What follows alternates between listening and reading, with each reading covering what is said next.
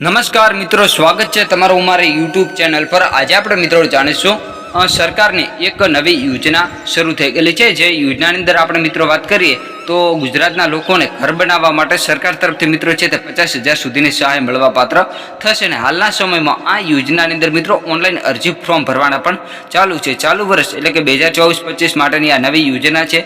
હવે વાત કરીએ તો કોને આ યોજનાનો લાભ મળવા પાત્ર થશે, કેવી રીતે લાભ મળે છે, કઈ જગ્યાએ ઓનલાઈન અરજી ફોર્મ ભરવાના હોય છે, ડોક્યુમેન્ટ કયા કયા જોઈએ છે, એ બધી માહિતી મેળવીશું મિત્રો આ એક જ વિડીયોમાં। વિડીયો તમે લાસ્ટ સુધી દેખતા રહો અને આ વિડીયો મિત્રો ગુજરાતના તમામ લોકો સુધી શેર કરો। જે ભાઈને આ યોજનાની અંદર લાભ મળવા પાત્ર હોય તો તે આ યોજનાની અંદર લાભ લઈ શકે। હવે મિત્રો વાત કરીએ તો આ યોજના છે તે ગુજરાતના લોકો માટે શરૂ કરવામાં આવેલી છે, જેની અંદર છે તે ઘર બનાવવા માટે તમને સહાય મળવા પાત્ર થશે।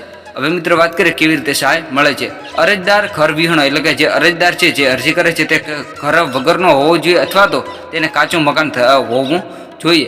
અરજદાર ઘર વિહોણો અથવા કાચું મકાન ધરાવનારો સક્રિય માછીમાર હોવો જોઈએ। પછી મિત્રો આગળ વાત કરીએ તો રાજ્ય અથવા જે કેન્દ્ર સરકાર હસ્તકની કોઈ પણ યોજના હેઠળ આવાસ મેળવેલ ના હોય એટલે કે તેમણે ઘર માટેની જે યોજનાઓ છે તે યોજના ન મેળવેલી હોવી જોઈએ। જો તેને લીધેલ હશે તો આ યોજનાની અંદર લાભ મળવા પાત્ર થશે નહીં। પછી ચોથા નંબરની અંદર વાત કરીએ તો મકાન બનાવવા માટે અરજદાર પાસે તેના નામે અથવા તો જે વારસાગત હોય છે તે અથવા સંયુક્ત નામે જમીન ઉપલબ્ધ હોવી જોઈએ। તેના નામે મિત્રો જમીન હોવી જોઈએ અથવા તો જે વારસાગતમાં જે નામ હોય છે તે મિત્રો હોવું જોઈએ। પછી મિત્રો આ જે આપણે શરતો કરી તે પ્રમાણે સહાય મળવા પાત્ર થશે। આગળની જે શરતો છે એ વિશે વાત કરીશું। પહેલા નંબરની અંદર વાત કરીએ તો તમે મિત્રો ઘર વિહોણા અથવા તો કાચું મકાન ધરાવનારા હોવા જોઈએ, સક્રિય માછીમાર હોવો જોઈએ। પછી જે છે તે તમારે મકાન બનાવવું હોય તો તેમાં તમારા માટે તમારે છે તે થોડીક મિત્રો જમીન હોવી જોઈએ, જે છે એટલે મિત્રો તમારે જમીન હોવી જોઈએ। હવે મિત્રો વાત કરીએ આગળની કઈ કઈ શરતો છે।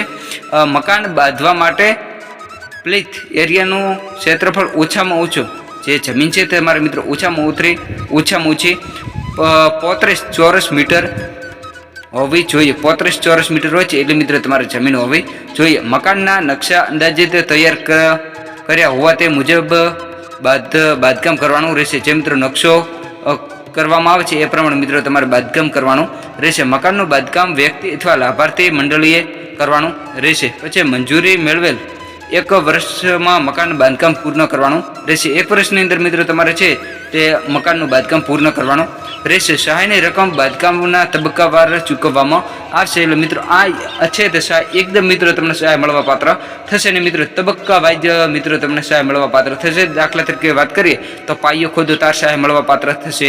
અલગ અલગ રીતે તે રીતે જે તબક્કા હોય છે એ પ્રમાણે સહાય મળવા પાત્ર થશે। યોજનાનું નામ છે મિત્રો માછીમાર આવાસ યોજના।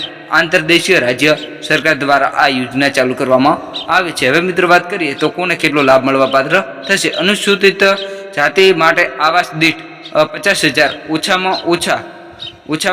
ઓછામાં ઓછી જેની અંદર 35 ચોરસ મીટર બાંધકામ માટે 35 ચોરસનું બાંધકામ મીટર હોય છે તેની અંદર સહાય મળવા પાત્ર થશે।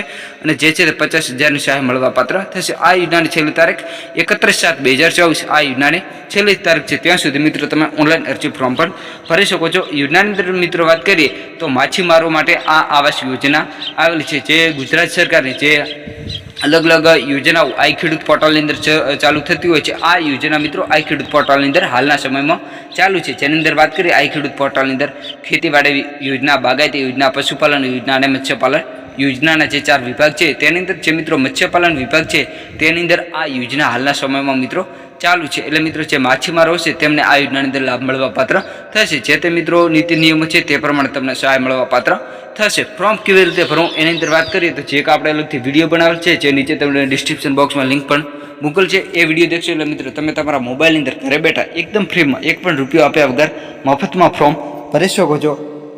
અને આ મિત્રો વિડીયો તમે ગુજરાતના તમામ ભાઈઓ સુધી શેર કરો, કારણ કે જે ભાઈને લાભ મળવા પાત્ર હોય એ લાભ લઈ શકે।